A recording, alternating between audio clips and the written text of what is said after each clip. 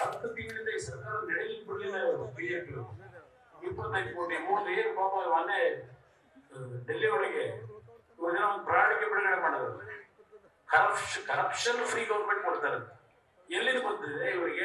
Congress JDS ಎಮ್ಎಲ್ಎಗಳ ಮೇಲೆ ಆಮಿಷ ಒಂದು 25 ಕೋಟಿ 35 ಕೋಟಿ ದುಡ್ಡು ಕೊಡ್ತೀವಿ, ಬನ್ನಿ ರಾಜೀನಾಮೆ ಕೊಡು ಅಂತ ಕರೀತಾರಲ್ಲ. ಯಾವ್ದು ಏನ್ ನರೇಂದ್ರ ಮೋದಿ ಅವರು ಚಾಯನ್ನ ಮಾರಾಟ ಮಾಡಿ ಈ ದೇಶದೊಳಗೆ ಅವ್ರ ಕಾರ್ಯಕ್ರಮಕ್ಕೆ ದುಡ್ಡು ಕೊಟ್ಟಿರೋದ ಬಿಜೆಪಿ ಅವರಿಗೆ? ಅದ್ಯಾವ ಗಡಿ ಲೂಟಿ ಮಾಡಿದ್ರು ಅವನ್ನೆಲ್ಲ ಇಲ್ಲೆಲ್ಲ ಭಾಷಣ. ಆ ಮನುಷ್ಯ ಕುಮಾರಸ್ವಾಮಿ ಅವರಿಂದ ಕಮಿಷನ್ ದುಡ್ಡು ತಗೊಂಡು ಚುನಾವಣೆ ನಡೆಸೋರಂತೆ. ಯಡಿಯೂರಪ್ಪನವರು ಅದೇ ಹೇಳ್ತಾರೆ, ಆ ಕಮಿಷನ್ ಪದ್ಧತಿ ಪ್ರಾರಂಭ ಮಾಡ್ಕೊಂಡಿರೋ ನೀವುಗಳು ಲೂಟಿ ಮಾಡಿದ್ರೆ ಬಿಜೆಪಿ ಸರ್ಕಾರ ಆಡಳಿತಕ್ಕೆ ಬಂದಾಗ ಏನಾಗ್ತದೆ?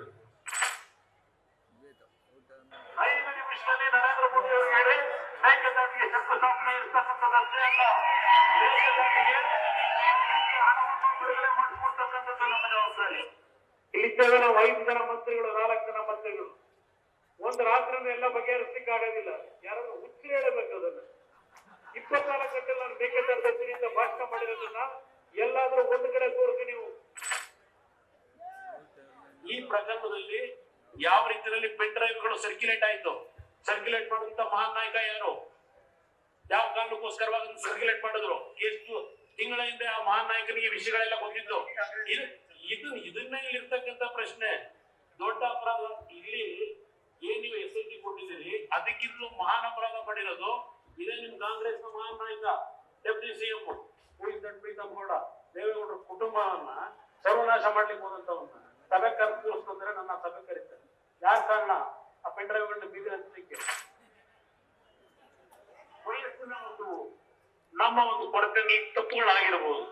ಕಿತ್ಕೊಳ್ತಕ್ಕಂಥದ್ದು ನಮ್ಮ ಮನುಷ್ಯನಿಗೆ ಬೇಕಾಗಿರತಕ್ಕಂತ ಪ್ರಮುಖವಾದ ಗುಣಗಳು. ಇವತ್ತು ರೇವಣ್ಣನ ಮಗ ಅಲ್ಲ, ನನ್ನ ಮಗ ಅಲ್ಲ.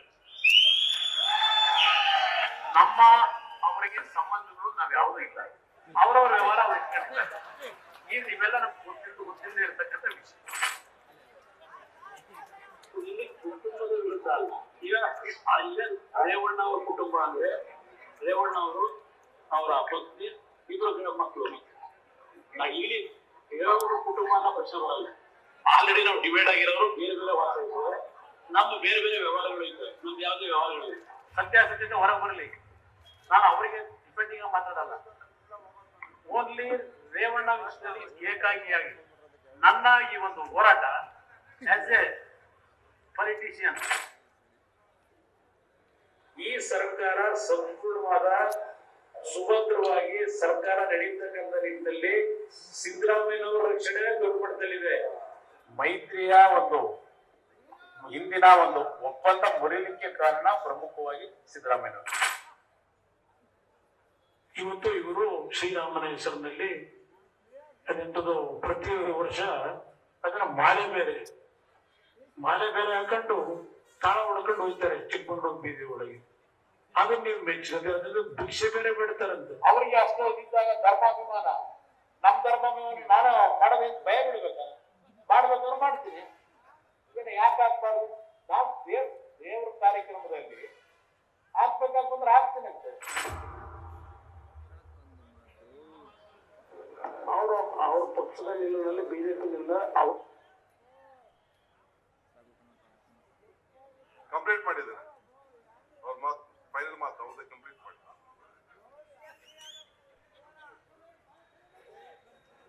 ತೀರ್ಮಾನ ತಾವು ಮಾಡ್ತಾ ಇದ್ದಾರೆ.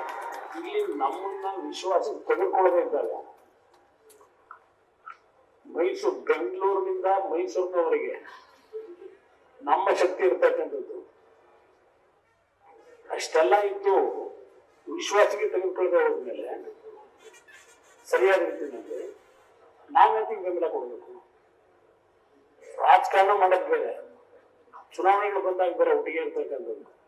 ಆದ್ರೆ ಇವತ್ತಿನ ಈ ರೀತಿಯ ಕಾರ್ಯಕ್ರಮದಿಂದ ಸಾಧನೆ ಏನ್ ಮಾಡ್ತೀವಿ? ಏನ್ ಸಾಧನೆ ಮಾಡ್ಲಿಕ್ಕೆ ಸಾಧ್ಯ? ಇದು ನನ್ನ ಮನಸ್ಸಿಗೂ ನೋವಾಗಿದೆ.